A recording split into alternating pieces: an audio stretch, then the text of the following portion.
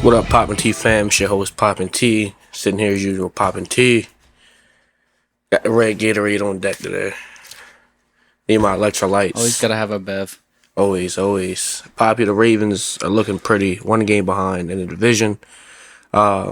Sitting there at 9-5. But there was no Deontay Johnson to help us get to 9-5 last week. So your T for today, T for the week actually, is Deontay Johnson still excused from team activities. Has not practiced this week, will likely not play. But we got it done without him last week. 35-14 dub against the New York Giants. Pop, what are your initial thoughts on the game from last weekend? This is just another Lamar masterclass. Watching Lamar when he's playing like this is probably my favorite part of the week. Yeah. He was perfect on Sunday against the Giants, and it was his game. He was the only thing that was pretty much notable about this game. He goes 21 for 25, 290, 5 touchdowns, almost a perfect pass rating. I don't know how that's not a perfect pass rating. He has more touchdowns than incompletions. This dude is playing like the best football player in the entire world. Argue with your mother. That's the story of the Giants versus the Ravens. Yeah, 100%. He's been playing out of his mind. To think he won the MVP last year and he's been playing better, it's ridiculous. He's throwing like Rodgers, but running like Vic. Just haven't seen anything like this in my life. When Lamar plays like this, it's hard to beat the Ravens. It's just you just smile watching it. I got to see it live in person, and it was a great game. But he's just in a league of his own. I don't want to say in a league of his own because the way Josh is playing right now, Josh has been looking great. Yeah. But I'm very excited for this MVP race. These last 3 weeks to see how this goes. Talking right now, Pop. Looking into the future, who do you think comes away with it?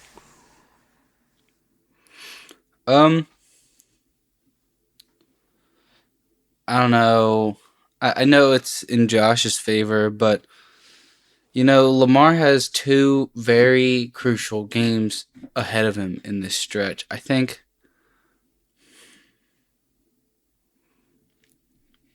Lamar plays the next 2 teams have a combined record of not 19-9, and Josh, the last 3 games of the season, those 3 teams combined for 7 wins. So, Lamar has the opportunity to play in prime time on this Saturday against his rival, the number 1 seeded Steelers. And he has the opportunity to play on Christmas Day in front of the whole world, in front of the Houston Texans, who are a very good football team. We've already clinched the playoff spot as well. Yeah. If Lamar goes and plays how he just did against the Giants in these next 2 games, Lamar will win the MVP. I agree with that. I can 100% agree with that. With playing 2 playoff teams on primetime TV, it's how you won it last year. With playing the 49ers on Christmas and the Dolphins. Yeah, absolutely dismantling those 2 teams. That's how you walked away with it. So just because of Josh's strength of schedule these last 3 weeks, it's kind of like if he goes out there and plays like Lamar did against the Giants, everybody might kind of overlook it. He really solidified his MVP case with the games against the Rams and the Detroit Lions, both in primetime back-to-back weeks. When the whole nation is watching you, obviously everybody's going to overreact. Nobody's watching the Ravens Giants in the 1 p.m. slot on Sunday. You're watching the 4:25, 8:30 games, and luckily Lamar has that these next 2 weeks. So hopefully he can come out there and prove his MVP case, man. I would love to see 8 get 3. I still think he's more deserving right in this moment too. I mean, yeah. Look at his statistics. It's it's unreal what he's doing right now. Yeah, and it sucks because like, yo, nobody is. It's just because of how well Josh is playing it. Like everybody's just like kind of overlooking what's going on in Baltimore right now. And the most insane thing to me, it just hit me like a truck. I'm thinking about this right now. So everyone's clamoring like maybe Joe should still win the MVP yesterday because he's playing so good, like, and his defense is just holding him back. It's like Lamar has a better record, is playing better than Joe, and has almost the same defense, or had at least the same defense when we lost those games. And there's nothing. Like, you got, I think Saquon's still in front of him in the odds. Like, I think so. Dude, Lamar is playing perfect football. Yeah, literally perfect football. That's the best way to describe it, is perfect football. He is hyper efficient right now. He is. Pass plus rushing yards per game, 308.8 for Lamar, first amongst the league. Passing yards per attempt, 8.9, first amongst the league. 34-3 touchdown interception ratio, first amongst the league. 120.7. 34. What did I just say? 33. Oh, my bad. Yeah, 34-3, first in the league. Passer rating, 120.7, first in the league. Offensive touchdowns, 37, tied for first in the league. The man is playing like a demigod right now. It just feels so good because this dude has been constantly counted out his whole career. Entire career. And no one can say anything now. There's nothing to say. There's nothing you can... This dude is the greatest athlete we've ever seen in the quarterback position, playing like the most efficient quarterback through the air in the NFL. Wrap your mind around that. He's like in contention, I think, for the highest passer rating in NFL history in a season. I think he's at like second right now. I think he's maybe 4 points behind what the record is. Yeah. I love Lamar Jackson, man. I could spend 60 minutes, spend an entire podcast just talking about Lamar Jackson. It's just like... Because if you don't see it now, man, you're just denying greatness. Yeah. Like, okay, whatever. After the first MVP, it was like it was fluke. Get one, bro. Everybody's passing touchdowns. How can he not get one? If he throws 50 touchdowns, they got to give it to him. No, but how can he not get a ring, man? Oh. Playing like this. That'll be up to Harbs. We gotta get him one. We have to get him one. We can't keep wasting this. Because you never know. One day it might all go down the drain. And you never know. It could happen in the blink of an eye. We've seen it happen to Aaron Rodgers. We saw it happen to Kirk Cousins. Granted, both of those guys came off of season-ending Achilles injuries. But you just never know in the NFL, man. A guy can have it one day and not have it the next. So I really hope we do. We go on a run. This is one of those teams that I like this, though. I like not being the number one seed. I like being counted out. I like being the underdog. Because when that knockout blow comes, ain't nobody going to see it coming. Especially when this defense is starting to play a little bit better. It was the Giants, but, I mean, they've been playing better for a couple games now. Going back to...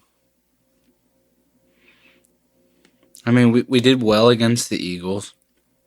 On defense, did well against LA as well the week before. It really started with that Bengals game, Steelers game 4 weeks ago.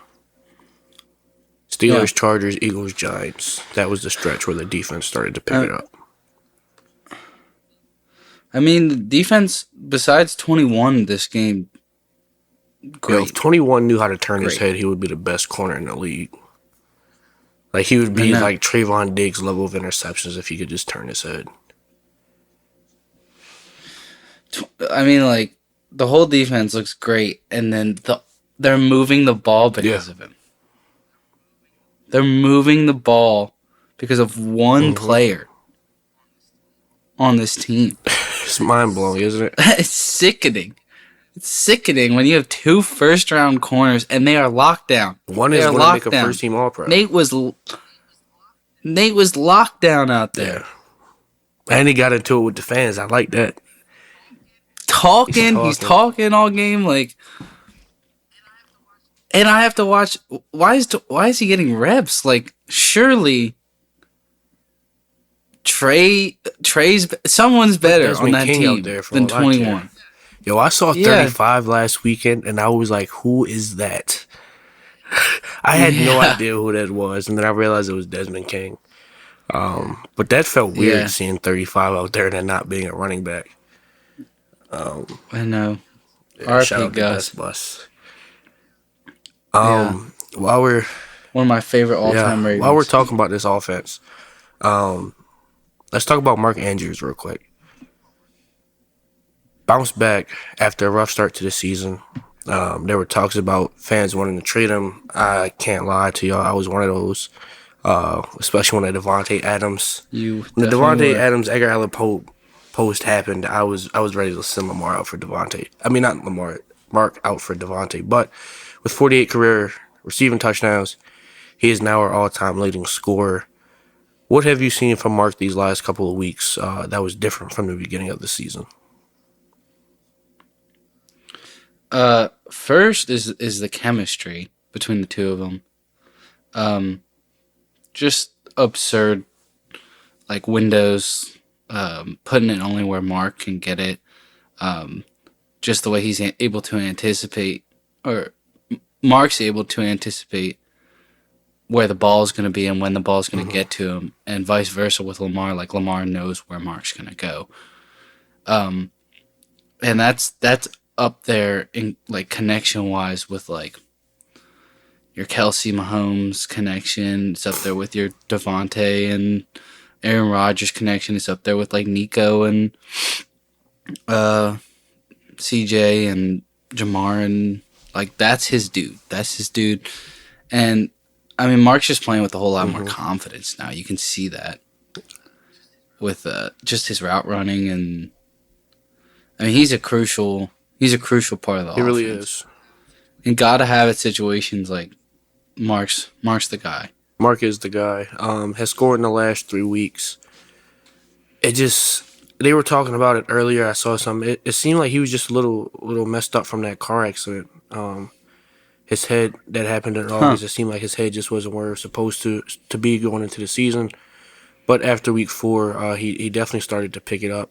Like you were saying, the trust and the chemistry. He truly does seem like he trusts Mark Andrews with his life. Lamar will throw balls to Mark that he won't throw to anybody else. No doubt. Like that ball he threw to Mark against Philly. I think that was that first touchdown. And like quadruple coverage. That to anybody else. He's not throwing that to anybody else. No way. He truly has trust for his tight end. He treats him like a power forward. He just throws up there and lets him go get it. That pass he threw to him against the Giants over Isaiah Simmons, that was on the money. Like that, I don't think Lamar could have thrown that ball any earlier. Like as soon as Mark Andrews got his head around, after he beat Simmons, the ball was already in his hand. Like it was already there. It's just one of those like Mahomes Kelsey types connections. Like they know when to improvise. Mark knows when to improvise. And Lamar just knows where he's going to be at.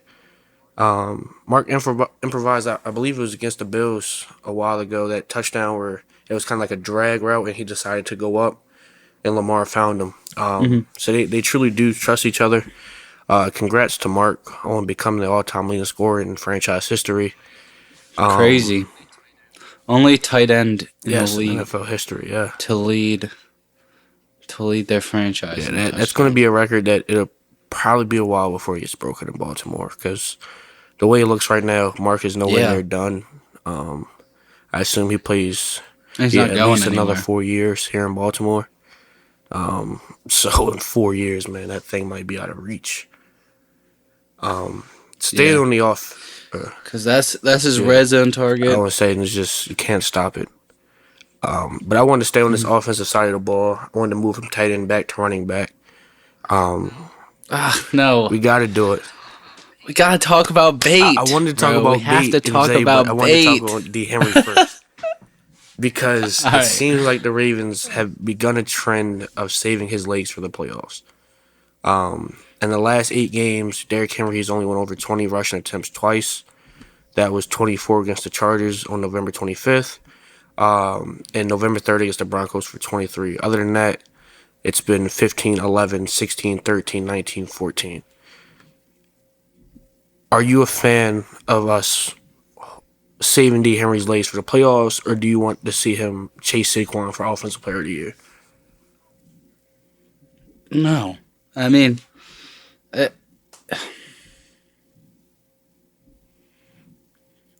I think whatever it takes to win, sure. And if that is feeding Derek, then do it. But I mean, if Lamar's playing like this, then we can win without 150 on the ground with Derek. I don't think it should be. I think you should lean on the side of caution. Especially, absolutely by no circumstances. If it means you have to run him 20 times or more against the Texans or the Steelers, then do it. Absolutely do it. But if you can save him a little bit, then I wouldn't hate that as well. Yeah. I can't be mad at either one of those takes. I was a big guy. I wanted to see Lamar and Derrick Henry both come home with MVP and Offensive Player of the Year. I think that just would have been amazing. That would have been something that would go down in Baltimore history for God knows how long. I'm probably not old enough to know, but I can't think of any time an Offensive Player and MVP have both been on the same offense, on the field at the same time. And that would just truly show how dynamic and how dominant this duo is. But if it means that we'll win come January, February, if that's what takes, saving D. Henry's legs now, letting Justice get some more run, Derrick Henry is 30 years old, I'm all for it. I want to win the Super Bowl. If this is the game plan to save Derrick Henry now so he can go in January, let's do it. Because nobody wants to tackle Derrick Henry come January. It's cold outside. Don't nobody want those 6'3", 247-pound defensive end running through your face. But yeah, it looks like Offensive Player of the Year is a Saquon's. Maybe Jamar chases him. I like that. Maybe Jamar chases him. You see that? See what I did there? Yeah, that was good. That was really good. Yeah, maybe Jamar gets some, but this looks like a Saquon's award. He's about 200 yards ahead of Derrick Henry. So yeah, I feel like it's wrapped up already. Yeah. Anyways, we're like 200 yards ahead of him. Like Derrick would have to go. See, crazy. I thought that was going to be this game. I thought that was going to be the New York game with the Giants have one of the worst run defenses in the NFL. I thought this would be the case for him to kind of go put himself back in the race. But after seeing this weekend, I think they've kind of given up on that goal, on that journey. It's kind of a separate thing, but Keaton gets no touches in this game. Keaton wasn't elevated, so I don't know what's going on with Keaton. Yeah, No Keaton was way. not dressed. Keaton hasn't. I mean, Rasheen Ali got Keaton 8 hasn't been touches. dressed these last couple of weeks. He wasn't dressed against the Eagles, but I don't know about the Chargers week. But I know these last 2 weeks he hasn't dressed. Do you think it's health or performance? It can't be performance because the kid has got like 3 snaps. Yeah, but what if they're looking at him in practice and he doesn't have the same kind of juice anymore? I don't know. Maybe it's honestly just how well Justice has been playing. After giving him the contract extension, how That's good he's true. been playing, they want to respect that and they want to give him his carries, his touches. I mean, he looked explosive He this does. game too. And Like 70 total yards and yeah, like touchdown. I really used to be upset when 43 used to come on the field because I meant 22 was coming off. But just the way Justice has looked these last couple weeks, man, like I just can't be upset anymore when I see him on the field. Because he's a very good back. He can block. He can run. Yeah, Sticky he can catch hands. that ball that Lamar threw him for his 5th touchdown. That wasn't a great ball. At his That feet. wasn't a great ball. At his feet. And that's not the first time this has happened. Yeah, this Derek season probably either. drops that ball. I love what 43 has been doing. I would love to see 34 out there with him. That was a big thing to me. I would have loved to see all 3 of those backs get carries, just because of how different they are. But at the same time, they all are super explosive. And just seeing what Keaton could do last year against the Seahawks, man, that was like I need that again. I need to see him out there. But what's done is done. Let's get on to what you wanted to get on. The Ravens are looking like they finally have two homegrown talents. You have one that's almost at 1,000 yards, and you have a second who has 7 receiving touchdowns. 2 last week against the Giants. Let's start with your boy 7, Rashad Bateman. What have you seen from Bate lately? And how are you feeling about him going into playoffs this season? I don't know. It's like something just switched for Bate, and it makes me so happy because this has been a dude that has been so underrated, battling injuries, battling drops when he has gotten opportunities, and like I never felt like he wasn't capable, because he's always been a good route runner. That's always been the thing with Bate is separation. And now he's separating like at a clip that's better than anything I've seen out of him. And he's got his confidence back, so he's making tough catches and he's making the catches that are coming his way. And Lamar's starting to look at it more and more and more, especially down the field. Like that post route was so clean. I mean, it wasn't a post; it was a corner. But you know what I mean, like the one to the back of the end zone. Yeah. Yeah. No, the one where he comes and then breaks to the corner of the end zone, not the one across the back of the end zone. So I guess he scored on 2 corner routes then, basically, because that second one looked like a corner route to me. I didn't watch all 22, but the first one, the one where he juked both DBs. Okay. Yeah. I mean, he's sick. He's sick. Yeah. Like, Rashad Bateman is a good receiver. Like, a very good receiver. He is, man. He is. I'm so happy to see this finally come along. Yeah. We drafted him in, 2021? Yeah, and we gave him a cheap contract, too. To we just extended him this offseason. And it was just one of those things where it was just like, and he looks like a first-round pick. It just took him a while to be on the field. He looks like a first-round pick. Took him a while to stay healthy, to stay out there consistently. And it's like he scored 4 times within these last 4 weeks. It sounds like Bate is always open. I would like to see him get more targets than he does. I love that he's our deep ball threat, but like I want to get him more involved in the game plan. I feel the same way about Zay. And it's just always confusing to me, like when Lamar goes and has one of these games he has, but then it's like Bateman only had 3 receptions. So it's like I love it because that means Lamar is spreading the ball around. But I don't know. I'd be wanting my top guys to get more targets than they do. Even Zay. I mean, he had 21 completions, and more than half of them were taken up by his receiving back and his wide receiver 1. Like, there's just not a lot of places to go with the ball. Like, it's a lot of mouths to feed. It's hard. I mean, Walker, first touchdown of his career. I love it. I saw 81 out there on offense, and I was almost confused. I'm like, do they know who that is? Like, is he supposed to be out there? Was this on purpose, or did he sneak out in the field? Yeah. That was a great play. Beautiful toe drag. I mean, yeah. I mean, Mark is gonna get his targets. Likely, is good for 2 or 3 a game.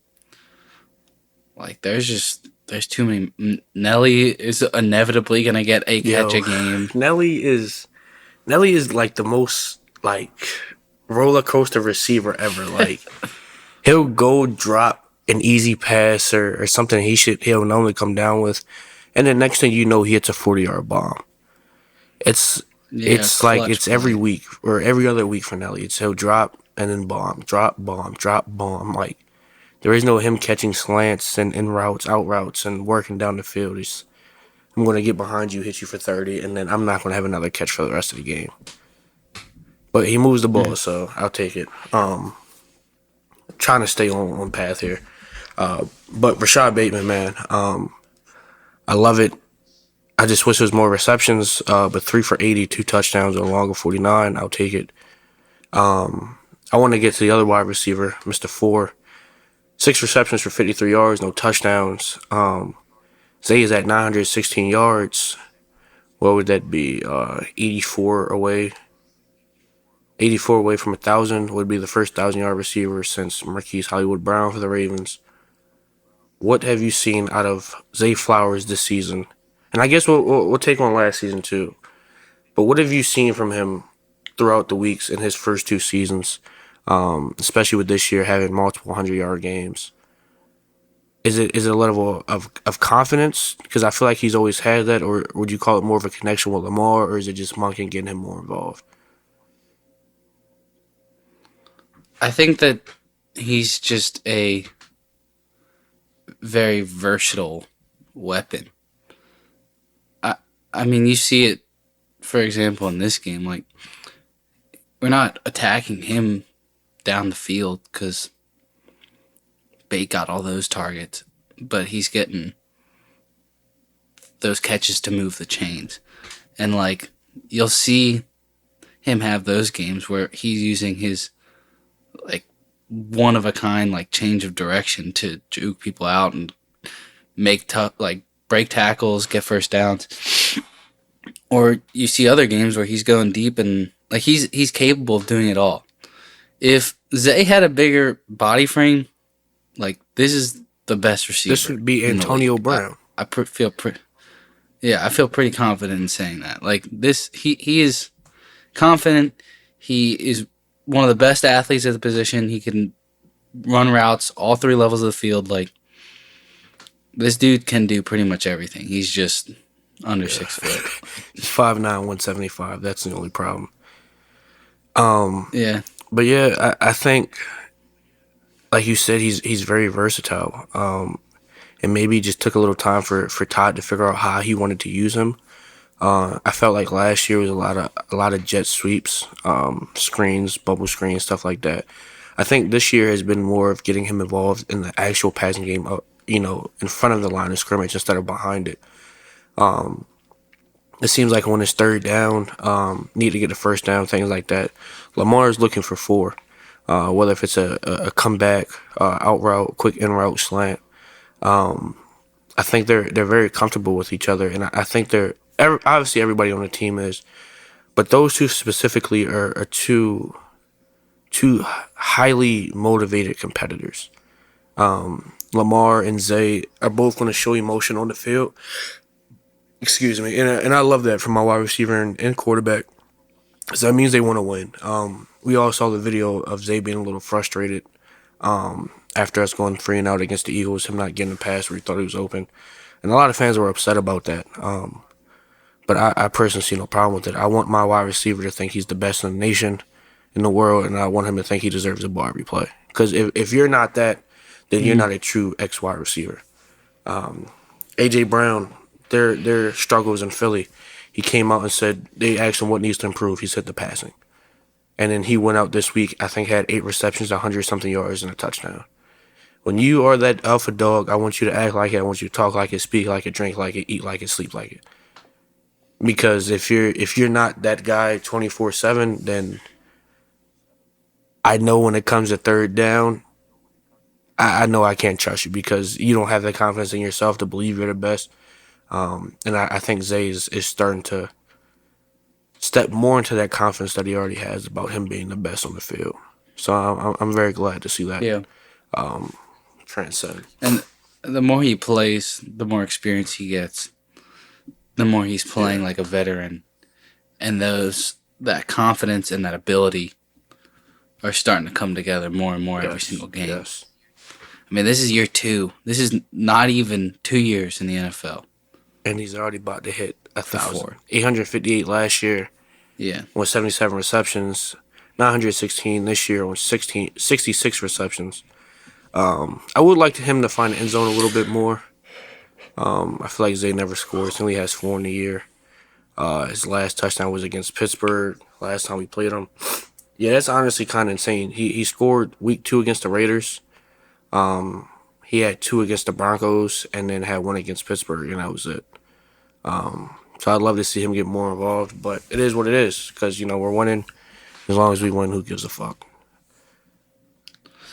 I mean, I think part of that comes from the fact that like this offense is set up to highlight 89 and 22 in the red zone, and Bate is the deep threat. Like, I think that's why we don't see Zay with quite as many touchdowns as the other guys, if that makes sense.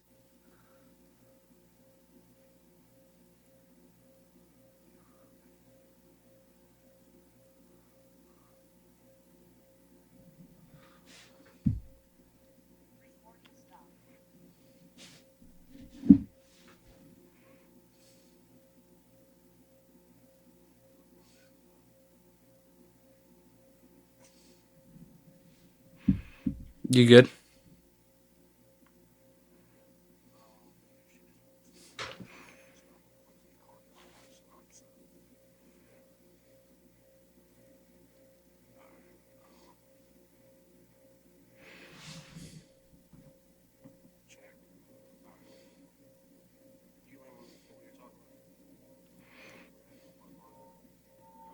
I was talking about the offense and how's.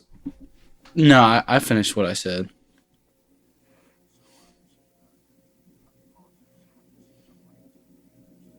All right.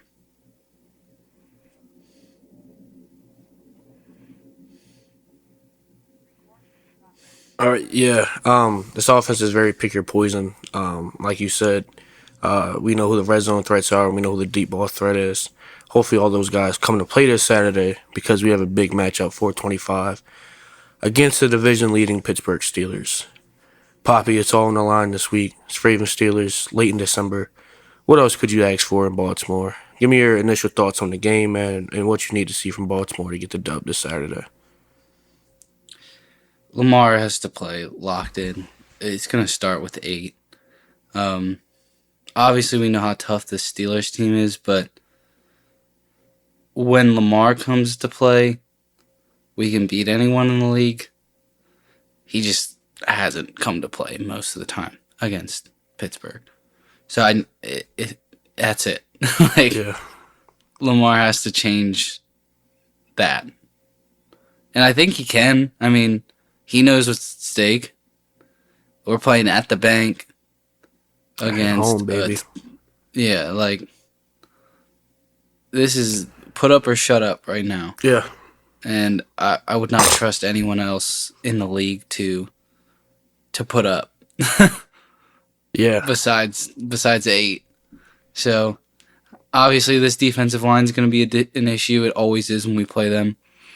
And I was thinking about this today. Like, I want to make a fool out of 6 on Saturday. I want to make a fool out of 6. That's all I want for Christmas, baby. Yeah. That's all I want. Those are my thoughts on the game.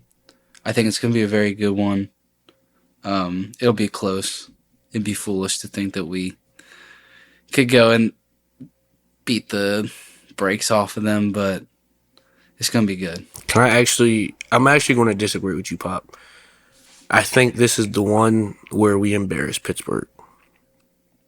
I think with no George Pickens, potentially no TJ Watt. They said he practiced today, but he wasn't moving around the field well. Look, Gimpy was limping around. George Pickens is likely out. He's already been out 2 weeks. Hamstrings are normally 3 to 4. So it's on a short week. And then with them playing again on Wednesday like us on Christmas, I don't expect to see Pickens this week. I really want to go punch them in the mouth. I think we have the team to do it. I don't think the Steelers are good. I know their record says otherwise, but if they don't play perfect football, which they have for the most part, if they don't play that, they aren't good. Like the Pittsburgh Steelers is a team that thrives and succeeds off of you making mistakes. That's how they win games. Because Mike Tomlin is a very good coach. He coaches them well. So they don't really make too many mistakes. But you saw what happened when they played Philly this weekend and they made mistakes. They beat them by 2 scores. The Steelers are, I believe, in my eyes, are a very fraudulent team. If they're out Pickens and Watt, with us at home, 425 under the lights, Tom Brady in the booth, you know that's Lamar's GOAT. I feel like we got to go out there and punch him in the mouth. I want to attack 6 all day in the run game and the pass game, 43 or 22, whoever's out there. I want them to embarrass them, and I think our defense should shut them down. I'm not very high on Najee Harris. I'm also not very high on that offensive line in the run game. I know they're one of the better running teams in the NFL. I think they're like 10, but I don't believe in it. Especially with Michael Pierce, Travis Jones, Matabike. I really think they can go get this done in embarrassing fashion this weekend. But like you said, it's on 8. If 8 steps up and has a big game, everybody else will. We know how that works. And the guys around him just can't make mistakes, because even last time he didn't play great, but he didn't play terrible. But Derrick Henry fumbled, Isaiah Likely, Justice Hill, interception, fumble, whatever they called it. And Justin Tucker missed 2 kicks. So it was like the guys around him, 8 didn't play well, but the guys around him played even worse. If everybody steps up to 8 standards, I think we blow them out the water, 100%. No doubt. We will see. Score prediction before we get off, man. Let me hear some. 27-20. 27-20. I got it 31-17. Sounds good. I would prefer that. 2 touchdowns, 14-point dub against Pittsburgh. Damn. Yeah, we'll see. We'll see. I'm so excited for this game. It's going to be a hell of a matchup. Ravens Steelers in the bank. Russell Street, 425. 1 Fox. Check it out. After the game, we'll be with y'all. Let y'all know our thoughts. And Merry Christmas. We'll talk to y'all about the Texans next week.